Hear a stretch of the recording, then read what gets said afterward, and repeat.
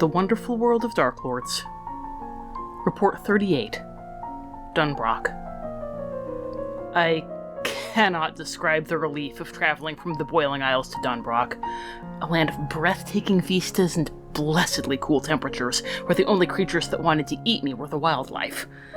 Of course, I knew the darkness would show itself eventually. I have yet to discover a land of laughter and hope where a smile means friendship to everyone, but I enjoyed the relative tranquility while I could.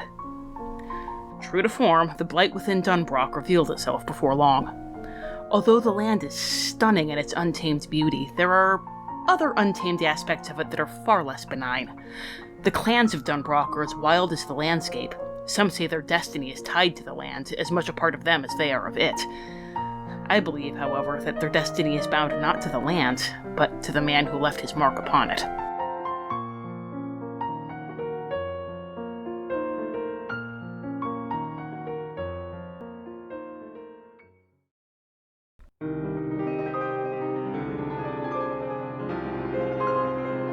The Lord. DunBroch's history is one of continual civil war, if one can call it civil war when the clans only rarely think of themselves as a single state, and even the national name DunBroch has only existed during the reign of the current king. It was admittedly difficult to find any reliable histories of DunBroch, as literacy is rare and the oral accounts overwhelmingly favor the bardic clan of Macintosh. Regardless of whether Macintosh was simultaneously the most blameless, clever, and battle-ready clan in all the land, it was not difficult to notice a pattern in the accounts. The clans, currently dominated by DunBroch, Macintosh, MacGuffin, and Dingwall, although this was not always the case, unite for a brief period of peace, often in the face of an external foe. This peace lasts for a generation or two at most, until some treachery or another sets the clans at one another's throats again. As mentioned, the Macintosh accounts predominate in this, but every clan was more than willing to give me an exhaustive history of the wars from their perspective, and each consistently portrayed themselves as the aggrieved party in every conflict. There was no clan similar to, say, the Delisnias or the Drakovs, justifying treachery or conquest by blaming the gullibility or weakness of their enemies. Even the most egregious aggressors in any conflict would claim that they were entirely justified because the slights against their pride were too much to bear. After enduring several hours of tedious self-aggrandizement and ruing the fact that oral histories cannot be skimmed, for the love I bear you, Yancid, please, never subject yourself to a Dingwall bard. I noted a legend that they consistently returned to.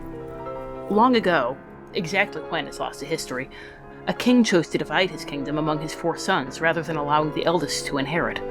The eldest, consumed with rage, envy, and humiliation, killed his brothers and vanished. If it were a history, one would expect the story to conclude with him becoming king himself or dying in the attempt. If it were myth, one would expect the 4 brothers to survive, neatly aligning to the 4 clans. Either it was a morality tale even simpler than a foundational myth, or there was something far stranger behind the story. I suspected the latter. Not only does the realm reverberate with the idea of treachery and bloodshed triggered by wounded pride, but the tale remains oddly stagnant, with none of the embellishments that even the simplest myths accumulate over time. A MacGuffin account in which the prince's actions align with those of a particularly belligerent scion of Clan DunBroch, for example. As threadbare as the tale was, it also seems too sacred or too profane to touch. There is one other curious, lingering thread in the folklore of the realm. The story of Mordu, a massive black bear of impossible strength and savagery. The stories call him a demon bear, and I assumed at first that he was a purely legendary figure. Everyone swears, however, that Mordu maimed King Fergus and killed his queen, Eleanor. Either DunBroch is home to some monstrous subspecies of black bear, which is rare enough that sightings of it across the centuries are attributed to a unique being, or this Mordu is a single immortal and malevolent creature.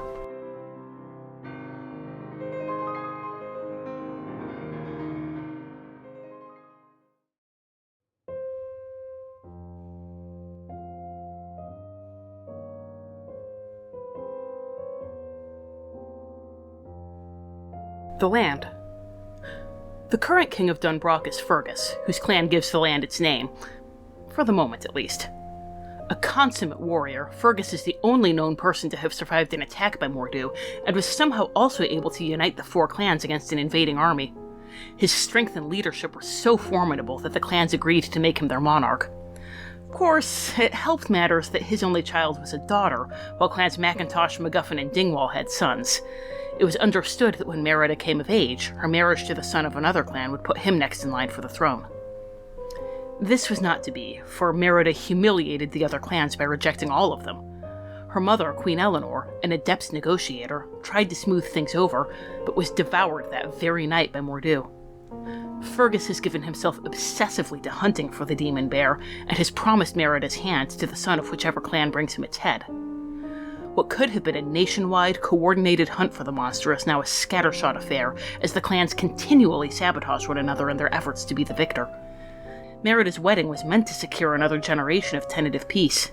Instead, it seems likely to usher in the next cycle of war. DunBroch is far less populated than other realms I have visited. While it is not difficult to travel from one settlement to another, so long as one is careful of the ever-constant threat of bear attacks, the distance between them necessitates the occasional night spent in a bedroll. What's more, is there are few outside visitors, and travel between clan territories is a notable event. One must rely on individual hospitality for accommodations rather than seeking out inns or the like.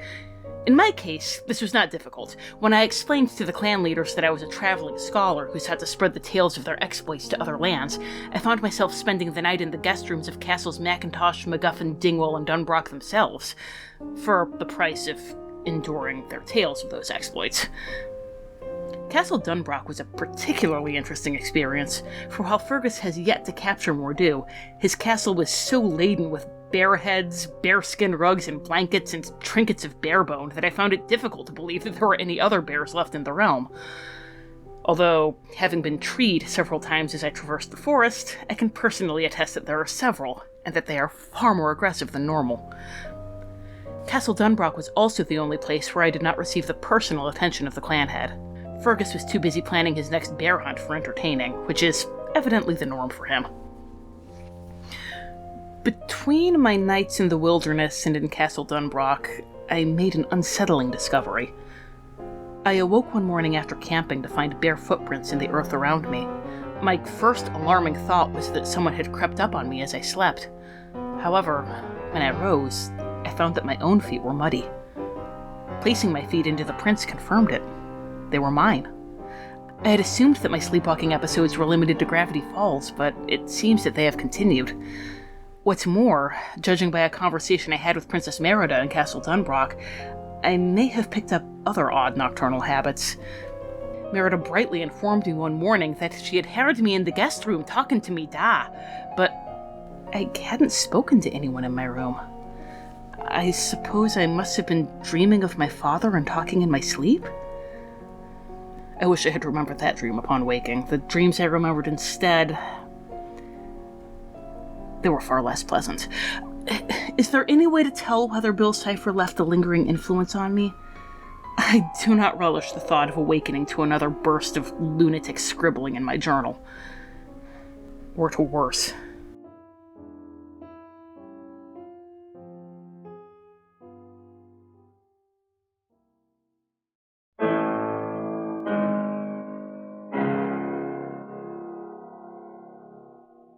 Dread possibilities.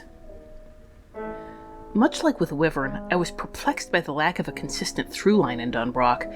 It seemed as though the prince's betrayal had led to some kind of curse upon the land, but I could find no evidence that he was still present in any way, nor could I determine how Mor'du fit into the puzzle.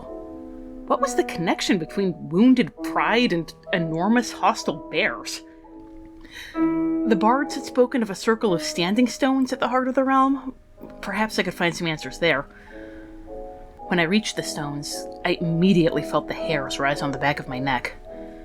There was power here. Eldritch Sight confirmed that it was not a specific enchantment, but a general aura of magical possibility. As I examined the stones, I caught sight of a blue light shimmering between the trees. Ordinarily, I would have dismissed it as lethal foolishness to go herring off after a will-o'-the-wisp, but I had endured enough folklore over the past few weeks to know that the tales of wisps in DunBroch are different.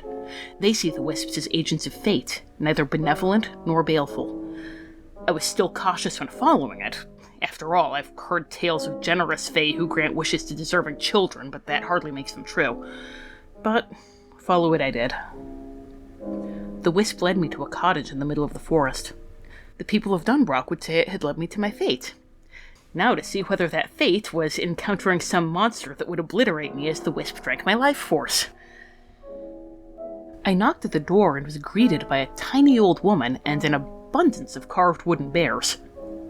The bears immediately caught my attention, and she was more than happy to prattle about each carving as she attempted to make a sale. None of them had magical auras, although a few other items scattered about the cottage did. I asked her about the significance of the bears, buying a set of exquisitely carved spoons to make her more expansive, and she hedged for a bit before saying, "Well, bears always seem much happier than people, with one exception. They have simple hearts with simple needs, and nothing troubles them for long. Speaking of troubles, dearie, you look a little peaked if you don't mind me saying. I have a side business if you're interested. I can give you something that'll perk you right up." Something with a magical aura, no doubt. I may be making peace with my relationship to witchcraft, but that hardly means that I intend to buy an undefined curative from some unknown conjure woman in the woods. I told her, truthfully, that I was always peaked these days because my circulation was no longer what it used to be, then asked what she meant by that one exception, intermittently exclaiming over some bowls that would go beautifully with those spoons. It took quite a bit of coaxing and the purchase of several more dining accessories, but she eventually said that all the bears she'd met had forgotten their troubles. Except one. Apparently realizing that she had said too much, she shooed me out the door. I had answers, and apparently my fate was to host a bear-themed dinner party.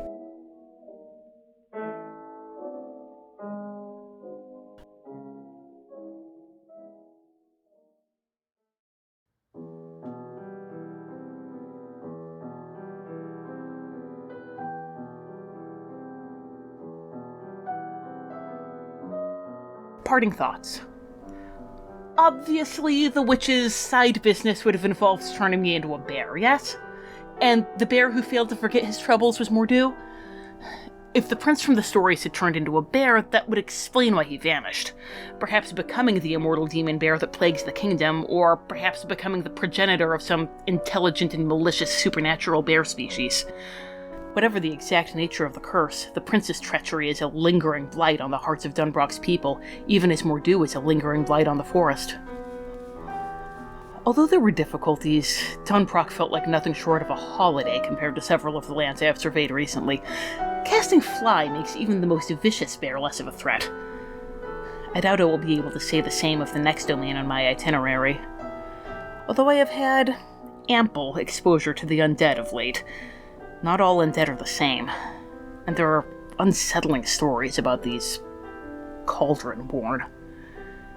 Regards, D.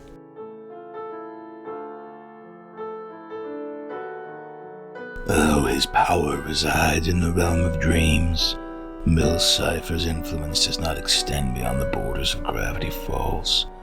You have nothing to fear from that insufferable grifter, little scholar, especially considering your patron does not sleep. Power I could grant you, should you desire it. There are many possibilities as to why you may be experiencing restless nights, and I'm afraid all I offer you currently are conjectures. An overabundance of stress certainly would seem to be the case when we last spoke. Another potential is the fact that you have fully embraced the wild magic that infects your blood. Accessing such powers often comes with unforeseen consequences. It could, of course, be something entirely unrelated. Despite your somnambulism, you have done well. Not many would have been able to deduce that Mor'du is the same eldest son from the common folktale of DunBroch.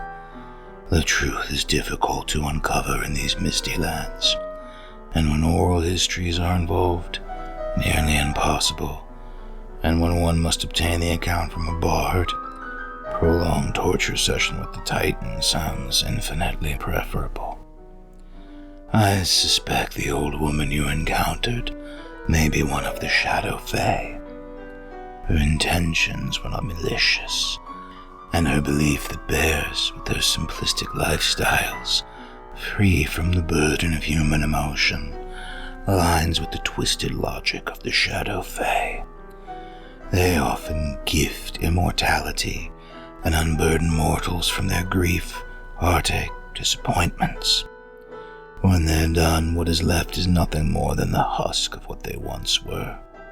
For the Shadow Fae, this is perfection. To those who once knew them, it is a fate worse than death. How many bears wandering the woodlands of DunBroch were once mortals she freed from the morass of human emotions? Mordu may be the most human of them all, holding on to his rage.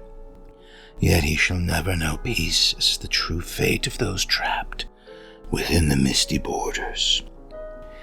His wounded pride is not something that can be easily mended with a needle and thread.